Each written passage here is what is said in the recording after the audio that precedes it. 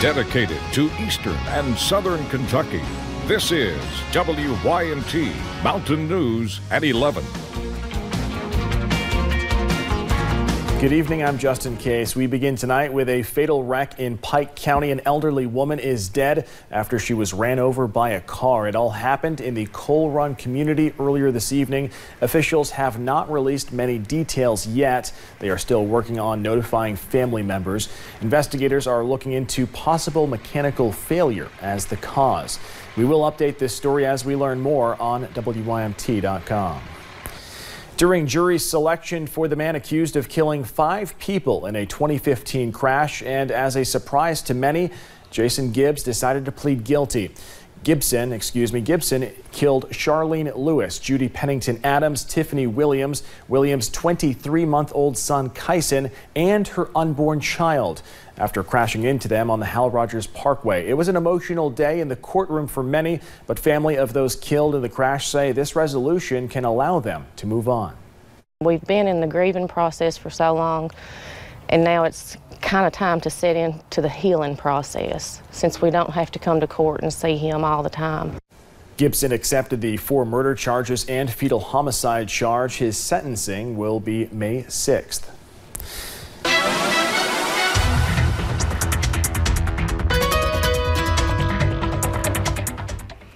And we saw plenty of sunshine a little bit earlier today. Those clouds have finally gotten out of here, and you'll notice that here as we take a look at satellite and radar. You'll really notice those clouds that got out of here a little bit earlier have seen those mostly clear skies really throughout almost the entire day, and we'll see that continue as we head into those overnight hours. Now temperatures, they're pretty comfortable, anywhere from those upper 50s to lower 60s, and we'll continue to see those temperatures drop throughout the overnight hours due to those clear skies. We'll see those temperatures drop into about the low to mid 40s, calm winds, but a little bit cooler than we have been the past few nights or so. So looking at tonight's headlines, sunshine does continue as we head into the next couple of days, along with those warmer temperatures. Scattered rain chances do return back to the forecast as well. We'll talk about that and more coming up in just a little bit. Justin. Paige, thank you. Governor Bevin says he intends on calling another special session to tackle the state's pension crisis. The Republican governor vetoed House Bill 358 earlier today. That bill would provide pension relief for state universities and other agencies. The governor said the measure violated the moral and legal obligation the state has to the affected retirees. He did not specify when to expect a special session, but hopes to call it before July 1st, the start of the state's fiscal year.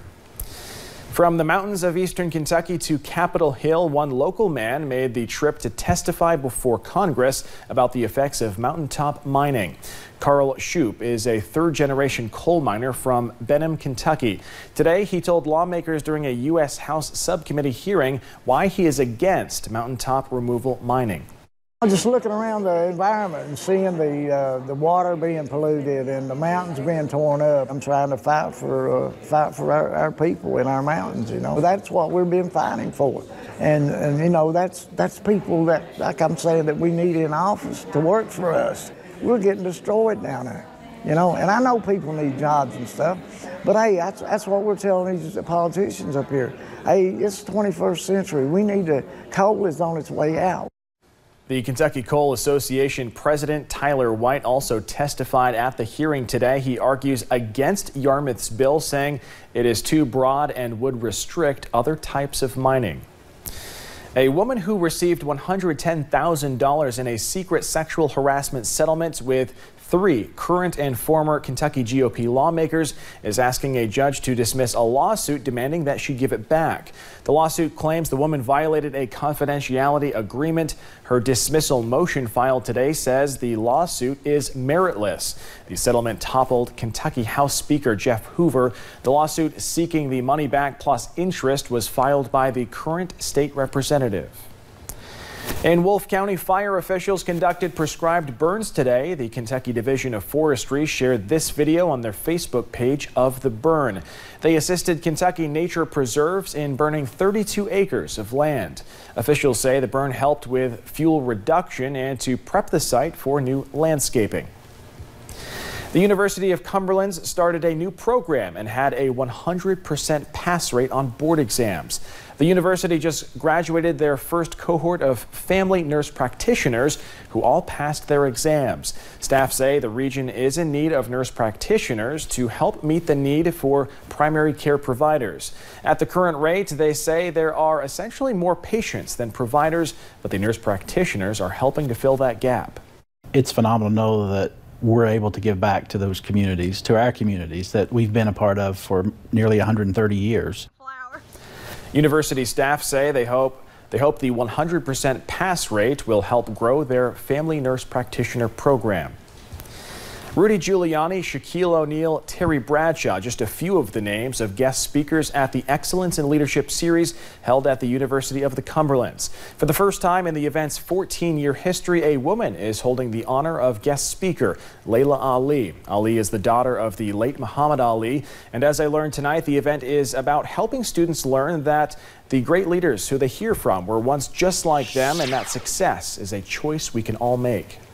Being the daughter of Muhammad Ali leaves some pretty big shoes to fill. For Laila Ali, she's telling this crowd of about 1,500 people that being a leader means learning to rely on yourself. But everyone is always going to ask about my dad. I'm always going to be, related to my father, who was a great person to be in his shadow. So I'm very comfortable with it, but I think it's because of the fact that I've made my own accomplishments. I don't wake up every morning thinking, I'm Muhammad Ali's daughter. What can that do for me today? I think about what can I do for me today. Ali is the first woman to be guest speaker during the 14 years of this leadership event. Her message to the women here, be yourself and be proud of it. I want women to feel powerful, feel confident, but also know that they can maintain their femininity. We can be ourselves. Like I was a warrior in the ring, and I'm Mama Bear outside of the ring. The goal of these events is to make a connection with the students here. The president of the university wants these future leaders to know they might have more in common with people like Ali than they think. I think that they find out that those folks were just like them growing up, and that they could be that way too later if they choose to be so. Ultimately, Ali's message is meant to inspire. The 4-time undefeated boxing world champion says being a leader is about being true to yourself and what you are passionate about. Limitless possibilities. It really just comes down to making your mind up what you want to do. And you may not have all the answers now, but as long as your intentions are pure and your goal is to be the best version of yourself that you can be, then you're on the right track. Motivating the men and women who we will one day look up to as leaders. Before Laila Ali spoke at the event, university officials gave an award to Whitley County native and Survivor winner Nick Wilson. Coming up at 11, a measles outbreak causes a state of emergency, what officials are saying. And clear skies continue tonight and into your Wednesday. We'll break down that full forecast coming up.